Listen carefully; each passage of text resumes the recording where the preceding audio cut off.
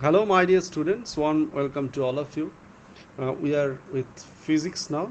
Okay, we'll be talking very seriously about physics now. Okay, myself is Dr. Shobbashachi Shen.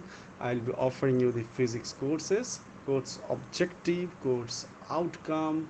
You can see on the screen, and we are in outcome-based education. So every course is mapped with what is its probable outcomes, which I have illustrated later on. Now there are 5 modules. Now we'll be adapting one by one to each module and explore the world of physics. Now let us explore what is the topic of the day. You should keep one thing in mind, that whatever we teach in these classes, each video lecture is basically a building block of your future engineering courses. Each class is going to give you some fundamentals, some new concept. And if you add all those concepts at the end of the semester, you will get the correct path of entering into your own engineering curriculum, because all your curriculum are essentially the application of physics.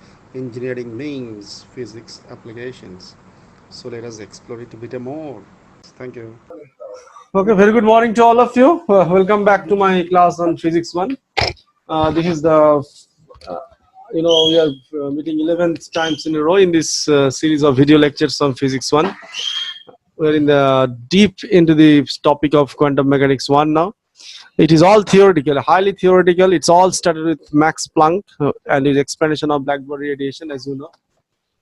And, you know, how wonderfully Planck explained it. The assumption 3 of Max Planck.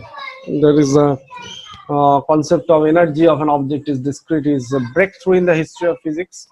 And based on that, what we did, we have divided physics into two parts: the classical concept and the modern concept. And so let us have a revisit of whatever we have been discussing. I told you that this is me. You can contact me in those email IDs and phone numbers anytime. Okay. Planck. This is Max Planck. Okay. So this is this is a Planck's idea. Energy can be discrete.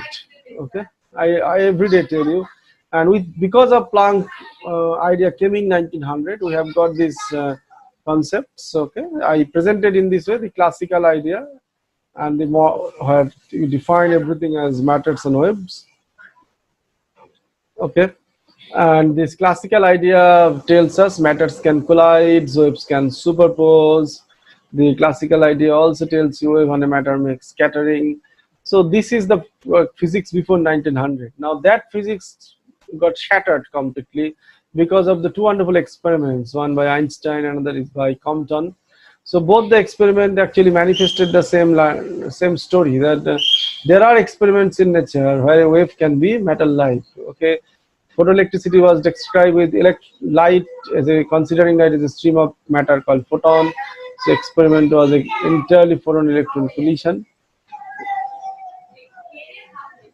and Compton effect experiment was also like that. Okay, so that has also proved the same story. Okay, that a wave can be metal-like. The Compton effect experiment. Okay, the wave can be metal-like. So now, obviously, these are some of the known ideas to you.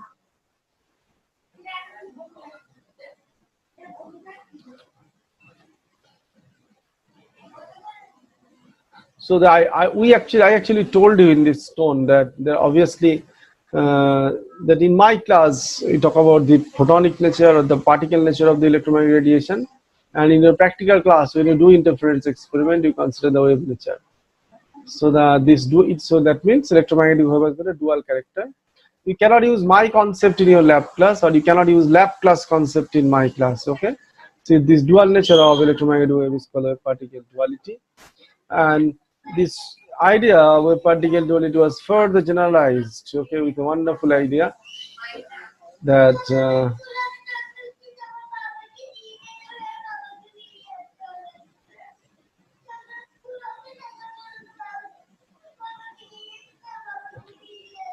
if I consider a photon, photonic momentum is h nu by c. So by slight manipulation, it makes lambda is equal to h by p. So that means if photon is as a is a matter defined by some momentum h nu by c, but if the photon, same photon, actually shows wave nature, it should have some wavelength that is h by p. So this idea was actually generalized by de Broglie.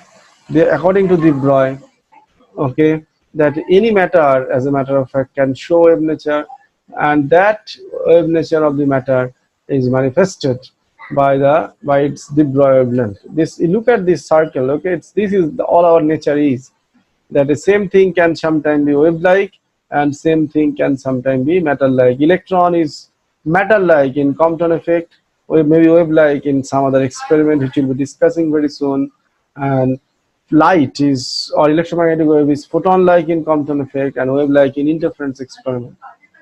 So basically this nature itself is dual. Okay, same thing can sometimes be wavy, same thing can sometimes be metal like. Okay, so it has got a dual nature of the electromagnetic radiation. And the matter can show wave nature. You see, this was the although I did it in terms of photons, okay, but actually this idea was proposed by Louis de Broglie. His idea I discussed last day. This is popularly called de Broglie hypothesis. Okay, if a matter shows wave nature, this wavelength is de Broglie wavelength, which you can see on the screen. Okay, wavelength of de Broglie. That means in my class, electron is no more a matter electron. Electron is the wave of electron. So automatic question comes in, if I'm talking about wave nature of the matter electron, you see what de Broglie is doing. He is doing some imagination. It's an hypothesis. Is there anybody who will prove experimentally de Broglie idea? Answer: yes, it is there. Two American scientists, Davison and Jarman, has proved the idea of de Broglie. So we'll discuss those experiments, because without any experimental support, entire discussion about the hypothesis is going to be big zero. So we'll discuss that experimental details. But before that, we need to talk about another issue. I am talking about wave nature of the matter electron. Question is that it's a wave of what? Who makes this wave? Because by wave means disturbance, wave means variation, wave means fluctuation. Who fluctuates and making this wave nature of the matter electron? Is the electron himself is fluctuating? Answer: no. It is electron is the same matter electron. Electron is not becoming wave. Answer is that electron is showing the property of the wave. So if it is wavy, then something has to show wavy pattern. Wavy means vary. If something has to vary, who is varying and making the wave nature of the matter electron? First thing we have to understand that. Otherwise, thinking about it, doing an experiment, measuring its wavelength, which I did even last video lecture also, you will notice I did a bit of calculation of the de Broglie wavelength in a variety of cases. But all those calculations, all those discussions are a big zero unless and until you realize what this wave is.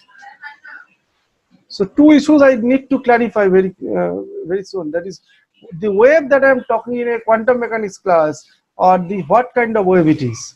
Is the matter himself is becoming a wave? Answer is a strong no. Answer is that here a matter is showing the property of wave. So if it is showing the property of wave, but it's a wave of what? Who makes that wave? What is fluctuating to making the wave? To make the wave. Another is that, okay, what is the experimental proof of this idea? So both the things we need to vary. So first I will actually explain that first question, that is, what do you mean by the wave nature of the matter electron? Now to answer this question, what shall I do? I just get back to your basic question. What is wave? Wave means disturbance, wave means variation, wave means fluctuation. You can see it's a very old picture I presented you earlier also. To make a wave, something has to get disturbed, something has to get vary, something has to fluctuate. In case of sound wave, that fluctuation is that of the matter making the body. If I clap, my hands are this matter making my hands are fluctuating. In case of electric wave, it is the electromagnetic, the AC signal is fluctuating, alternating voltage or current. In case of magnetic wave, magnetic field fluctuating. In case of electromagnetic wave, both electric and magnetic field fluctuating. So something is varying, something meaningful is varying. So the answer question is that who is varying in case of the wave nature of the matter. Now to realize this, I'll give you a practical example. You please be careful, okay, be thoughtful, I'll be talking about an experiment that you have in your class. In my traditional class, the way I take the class, I'll take up that as my example. So look at these pictures very carefully. Suppose this is me taking your class. If you look at the class, okay, you see, suppose your class origin is at x equal to 0, that is one end of the classroom. I consider the length along blackboard. Okay, so if you look at this, is almost your class. Say suppose the length along blackboard is x-axis. So one end of the classroom is at x equal to 0, where the door is located, and the other end of the classroom is at x equal to 800 centimeter, and that is all your blackboard is. It is extended from x equal to 200 centimeter to 600 centimeter. So I hope it is clear. So I have taken up your classroom as an example. It's 1D representation. I have chosen the 1D, the wall of one of the walls, I should say, that is representing the wall that is keeping your blackboard. And when I take your class, how do I take your class? Along the x-axis, suppose along x-axis the blackboard is, the one end is at x equal to 0, other end is x equal to 800. And the blackboard is between x equal to 200 to 600 centimeter, as you can see in the picture.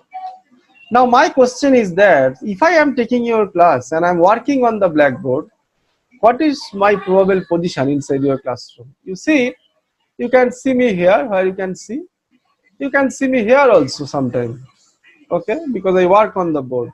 You can see me here also, okay, because I work on the board, okay. I have to move across the board, okay. So you see, sometime you see me here, sometime you see me here, sometime you see me here. So if you have to look at my position inside your classroom when I take your class, you see it is not fixed. Okay, sometime I am here, sometime I am here, sometime I am here. I am here. So position of myself is changing inside your classroom. So if you have to locate my position along x-axis, it is all varying. You see, my position of finding me inside your classroom is changing. So if I show it further, you see it is like this much. Okay, you see this is the other corner. Can you see me at that corner? X equal to 800 centimeter when I take your class. Just think about it. Or you may see me at the other corner, x equal to 0, two corners. So if you now have a look back at the entire story, when I take your class, these are along the x-axis, that is along the blackboard axis, along the direction of blackboard. This could be my probable position at x equal to 0, on the other side at x equal to 800. I may be at this x equal to 600. I may be at x equal to almost like at the mid 400, the middle of the classroom, or maybe I x equal to 200 centimeter. So when I take your class, my positions do fluctuate. My position is changing. Okay. So now that is my example. Try to now realize. You see, if I take my if I'm taking your class, during the class when I work on the blackboard, you see my position is not fixed. It is always fluctuating. It is always changing. Okay. Now, so it is almost like this. If you try to look at the picture, you see, I may be here, I may be here, I may be here, I may be here, I may be here, I may be here also. So these are all my probable positions. I can be any point of the classroom. Okay. Now suppose I ask you to take photo of my class for 1 hour, and I ask you to scan all those photos. You will see me. Some of my photo would be like this. Some of my photo would be like this. Some will take my photo like this. Some will take up my photo like this. Some will take my photo like this. Okay. Suppose I ask roll number 1 to 10 to plot my position for first 15 minutes. Roll number 15 to 16 to 30 for the next 15 minutes. 31 to 45 for the further next 15 minutes. And next 45, 6 to 60 for the next remaining 50 minutes. And if you now take all the snapshots together, you will see they are very similar. You will see my positions are changing like this. In almost all the photos, my positions will be like this. So my positions are not fixed. It is fluctuating, you can see. I am almost everywhere I am there, okay. All these are all my probable positions if I am taking a classroom. Okay. Okay, all my probable positions. It is always varying. Okay. So now you see what is happening. So if you look at say x value, say at x equal to 200, so I'm not there every time. So chance of finding me, if you add x equal to 200 is changing. At x equal to say, okay, or if you look at the picture, chance of finding me is varying. I may be here, I may be here, I may be here, I may be here, I may be here, I may be here, like this. So chance of finding me inside your classroom is all changing. Now if you look at all those, suppose you have taken photos for 1 hour, now suppose you are scanning all the photos.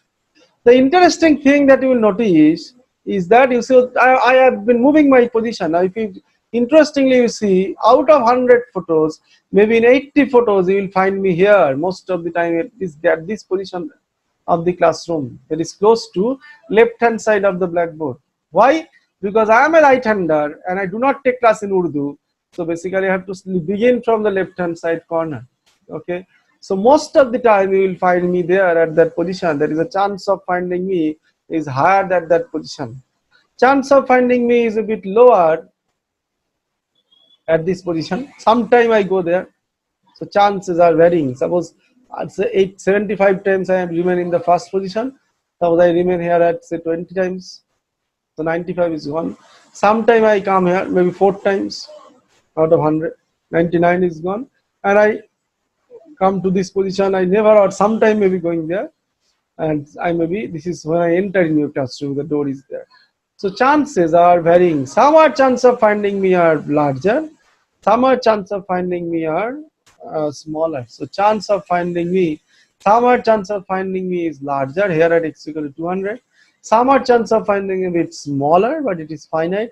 Some are here also it is smaller. Some are chance of finding is almost zero. So chances are varying, and if any variation is there, any fluctuation is there, it makes a wave. So I'll be getting a wave of chances. Chance of what? Chance of finding me inside your classroom. Okay. So if I plot it, I'll generate a wave. Okay. So that will define a wave of me. Okay. Okay. Chances. So that will generate a chances are varying. Okay. Chances are all varying. I repeat it. Here chance is highest, very high chance. Here chance is low. Here chance is a bit lower. Here this corner is zero. The other corner is zero. So chances are varying, and any variation, any fluctuation makes a wave. Okay. So it will make a wave of chances. So this is me. Okay. Chance of finding me. This is okay. This is a wave of chances. Okay, this chance of finding me inside your classroom, it is varying.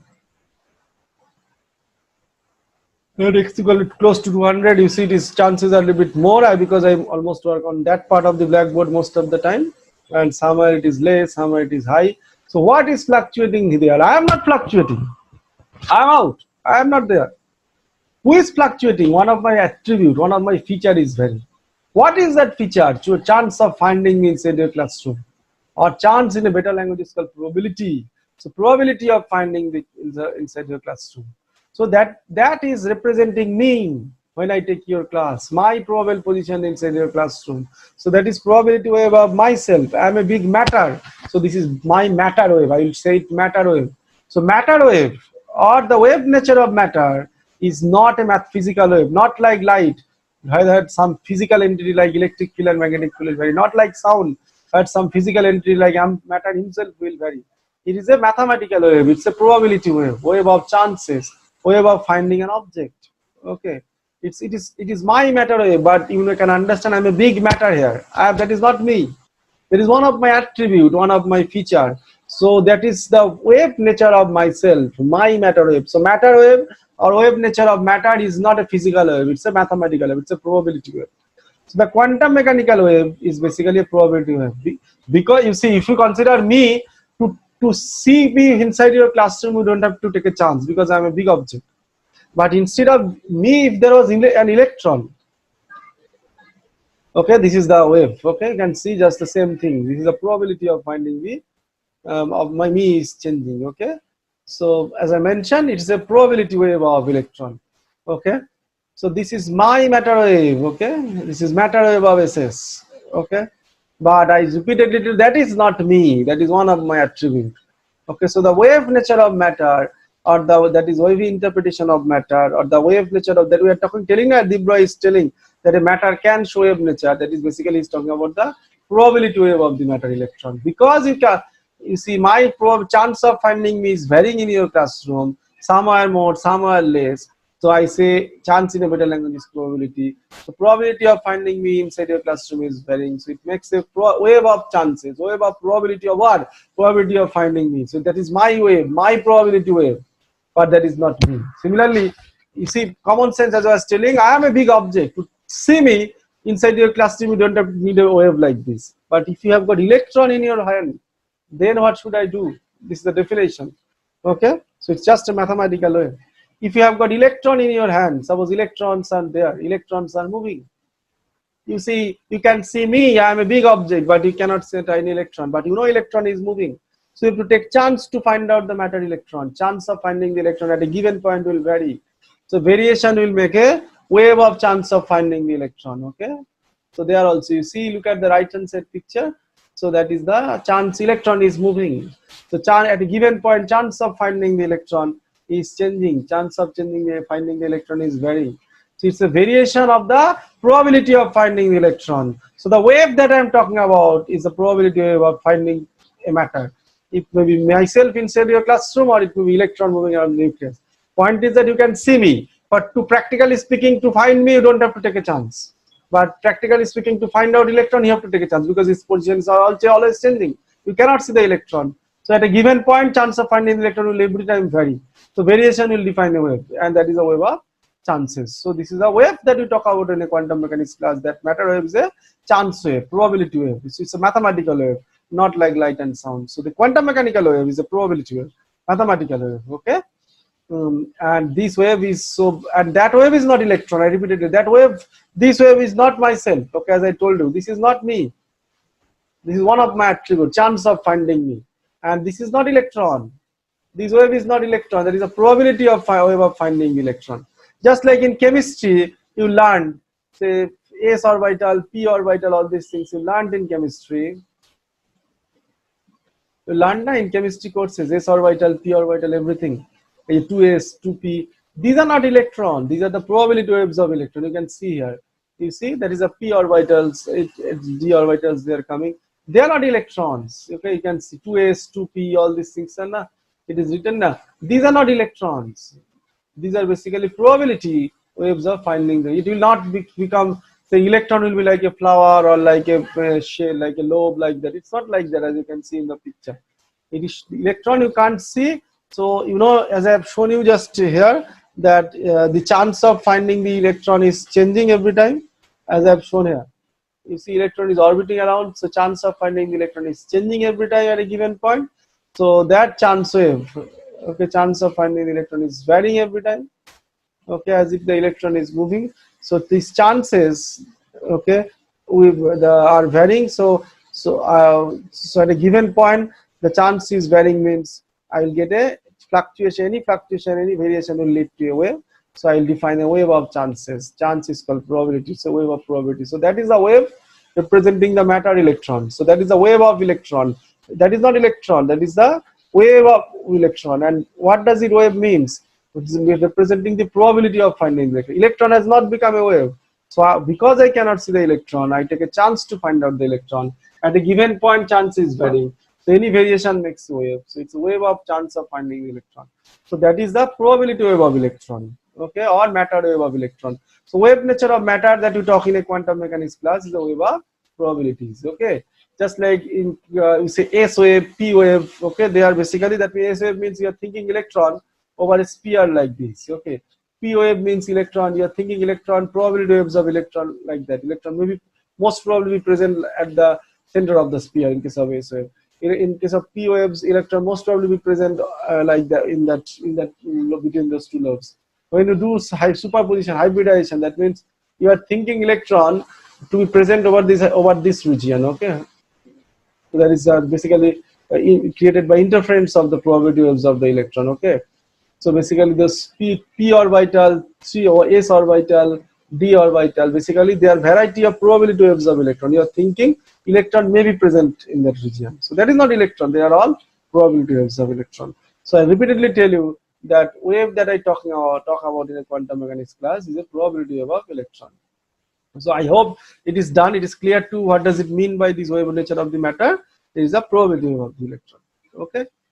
So now, so I have already clarified in de Broglie idea what is the meaning of the wave mentioned. Wave means it's a wave of chance of finding it. I have a big matter, so my matter wave practically you don't need. So basically, this in the calculation, so the wave nature of a big object is theoretically possible, but practically you don't need it.